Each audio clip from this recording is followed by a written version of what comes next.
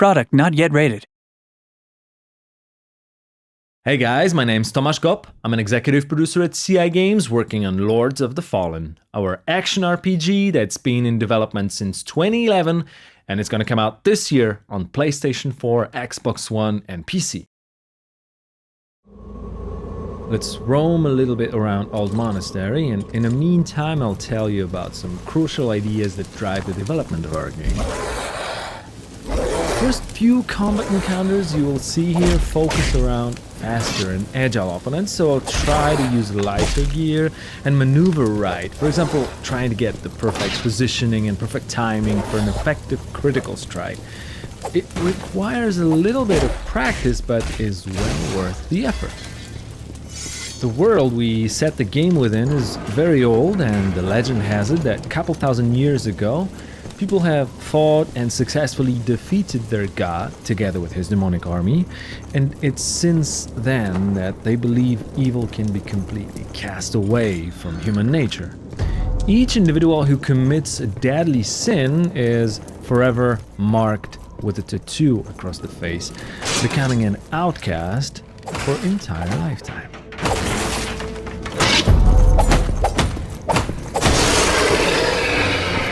Anybody here?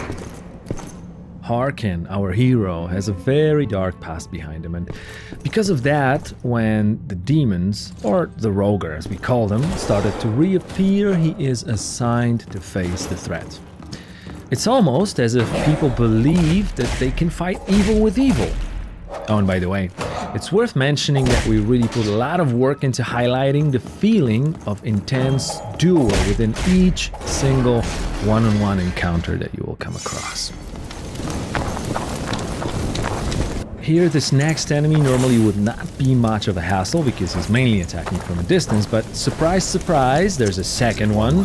So we gotten ourselves into more or less a 1 versus 2 situation. If I want to be extra efficient in situations like this, I always try to pull off a special dual-wielding combo with the daggers. It requires the timing, but the DPS is definitely worth the try.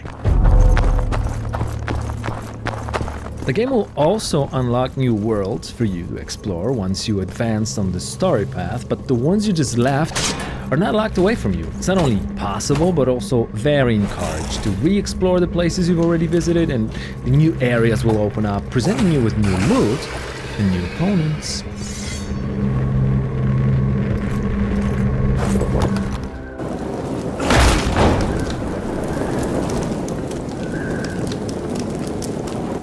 All quiet here too, old man.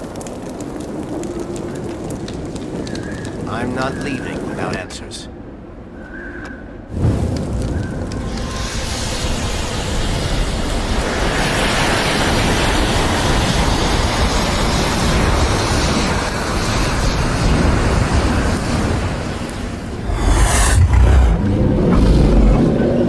This one here is a different type of opponent. He's bigger, stronger, more aggressive, but also he's not defending himself, so we'll try a different type of timing with this guy, using a heavier gear.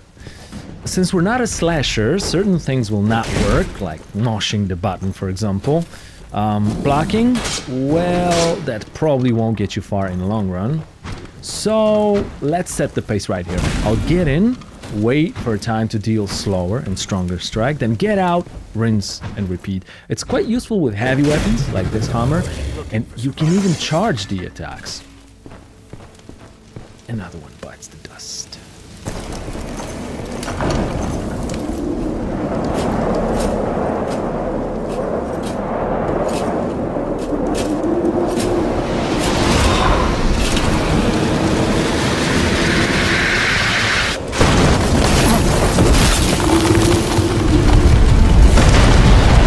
Okay, let's jump straight into a boss fight now. This is going to be the first boss of the game. We call him first Warden.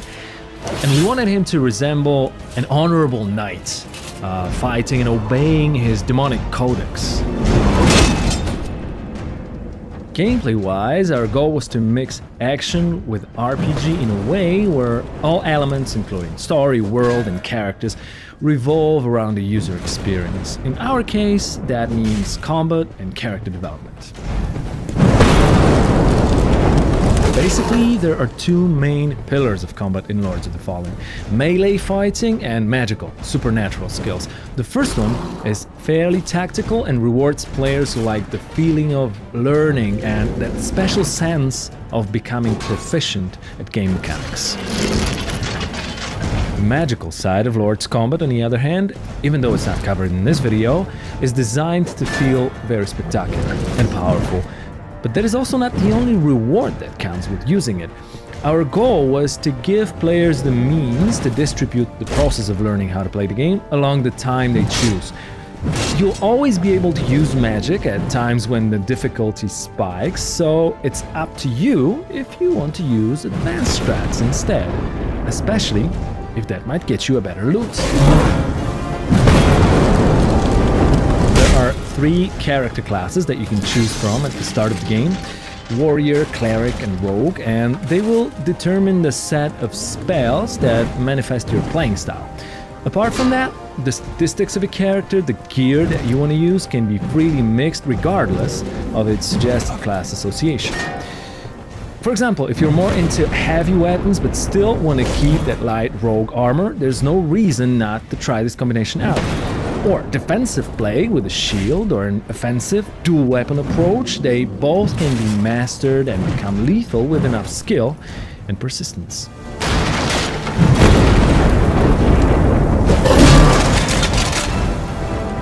The last stage of the first Warden fight is where it gets interesting, because we finally managed to destroy the shield, making him a bit more vulnerable. At the same time, we pushed his aggression a little bit over the edge. If you remember not to get greedy and deal too much damage at too short amount of time, you can make it. Just please try to avoid his special attack, as it can stun lock you, and of course, we wouldn't want that, would we?